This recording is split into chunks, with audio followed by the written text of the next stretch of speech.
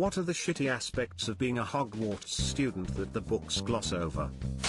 Every student in your third year Dada class knowing what your worst fear is. Morbid thought. I wonder how many boggart classes managed to identify abused kids. I mean, I can see a lot of kids boggarts turning into their abusers/parents. Or what if my worst fear is something intangible? Like abandonment. Does it only take the shape of something tangible? Yeah, it's like those write about the worst thing that's ever happened to USA's but 100x worse. And what if your worst fear is like loved ones dying? Fake or not, that's gonna be traumatizing as hell. Also, the fact that someone's literal worst fear is one of their teachers is pretty damn sad. That you could have 3 7th-year bullies just jump you and turn you into a hairless rat with malaria puking out slugs every 20 seconds. Definitely would fuck up her day. Well, Teef Moody got into trouble for turning Malfoy into a ferret. I'd hope that students would be expelled for that, especially as I feel like human transfiguration is probably risky. I know it's your first day and you just want to get something to eat and go to class, but the staircases move and there is no map. Lamau. Good luck. Detention if you are late. You are not allowed to roam around at night or to go to the dark forest. Oh, you were roaming around at night? You'll get detention. In the dark forest. At night. Also watch out for the creepy poltergeist that literally can kill you, as long as Dumbledore isn't nearby, which is basically all the time, and definitely will be watching you in your alone time over the next 7 years. Enjoy Hogwarts. Basically anything is hostile. Like, everything.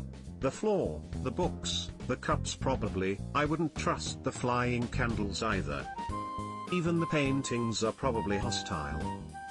The rules are ridiculous, safety is a joke. All the teachers and students are also armed at all times. And the points don't matter. The size of the place. Just had potions and now I got to walk for 2 hours to get to the other side of this huge castle for my next lesson. I've never thought of that, but now I'm thinking. I'm surprised no one wore roller skates or the Quidditch players didn't just use their broomsticks. There is a school in the UK with a 200 meters long corridor which most classes are off. So Hogwarts is shirty but not unprecedented. Somebody accidentally turning you into a chair during spell practice. As long as you're alive, a teacher or an older student can easily turn you back as well. This is why I imagine most teachers don't sweat about the small stuff like broken bones or falling from 50 feet in the air, when you can reverse the effects with a swish of a wand. He seemed remarkably unabashed for a man who had just been discovered pretending to be an armchair. Possibly my favorite line from the whole series. Montague was stuck in limbo between the vanishing cabinets for weeks, and when he reappeared he was in the pipes. No one cared. You have to remember everything is from Harry's perspective and he's an unreliable narrator. Harry didn't care what happened to Montague. Hermione, Snape, and the Slytherins all showed concern. The portrait's watching you wank. I see this only as a positive. Your porn watching you back. Constant terror attacks because some kid just won't die. Imagine being an 11-year-old excited that you finally got your letter. You're ready to be placed into your house and learn magic, just like your parents and their parents before them. You also happen to be the same age as Harry Potter, so instead of getting to mind your own business and enjoy 7 years of school, you keep being put in harm's way for a kid who doesn't even know you exist. Lol, from this POV you can't help siding with Slytherin. Fuck you Harry, we just want our school to go back to normal. Most of it I'd expect, at least those coming from Muggle life. No electronics, no computers, phones, game consoles, etc., weird clothes, that the movies gave up on pretty quickly, and strange food. I can only hope they even have toilet paper. May not be unusual for those who grew up that way, but for Harry and Hermione, must be torture. Kind of like comparing Amish to everyone else. I'm playing in a Harry Potter themed pen and paper round at the moment, and it is set in the current day. Half of the students are pissed that they can't use their phones anymore and have no access to Muggle comforts. It's hilarious. I keep thinking about the fact that Quidditch games don't end until a snitch is caught. Like, the games are pretty short in the books, but imagine losing a couple days of classes because you're flying around trying to find a flying golden walnut. I forgot exactly what book it was, but it was mentioned there was a game that went on for like 3 months before the snitch was caught. You'd think that if it goes too long they'd just find some way to call it, like by which seeker had the lead for the most seconds. After all, even Muggle boxing can be won by decision instead of going to KO or death each time. Literally every Muggle sport has tiebreakers/decisions to keep games from going indefinitely.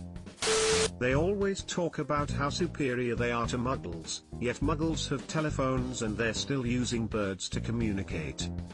I want a movie about the inevitable consequences of Muggles learning of wizards en masse, and wanting regulation of these magic-wielding crazy people whose wars have been secretly destroying chunks of Muggle society.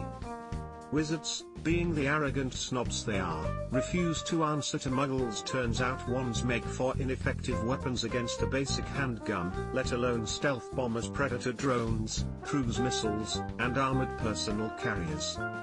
So when tensions rise and the war between the magical and mundane breaks out, it's actually more of an even fight than anyone could have guessed.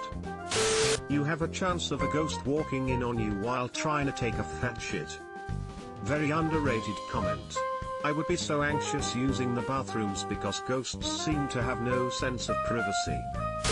Having to write with a quill on parchment. This has to be a pain to deal with. Seriously, they couldn't figure out a way to magic that shit? They're just jerking themselves off over their aesthetics at that point. I'm left-handed, so I would end up smearing the entire line. All those moving stairs you have to memorize the patterns of movement of. It probably takes hours for a new kid to get to class because of those stairs. You'd think there would be a guide for the students to follow. The stairs were one of the most unnecessary parts of the school. A lot of students actually never even make it to class, a phenomenon known as the culling of the stairs. The only person who can't do magic is the janitor. The one janitor for the entire castle grounds. This kinda justifies why the janitor was so pissed off most of the times. Subscribe for more hot Reddit takes in your inbox, guaranteed.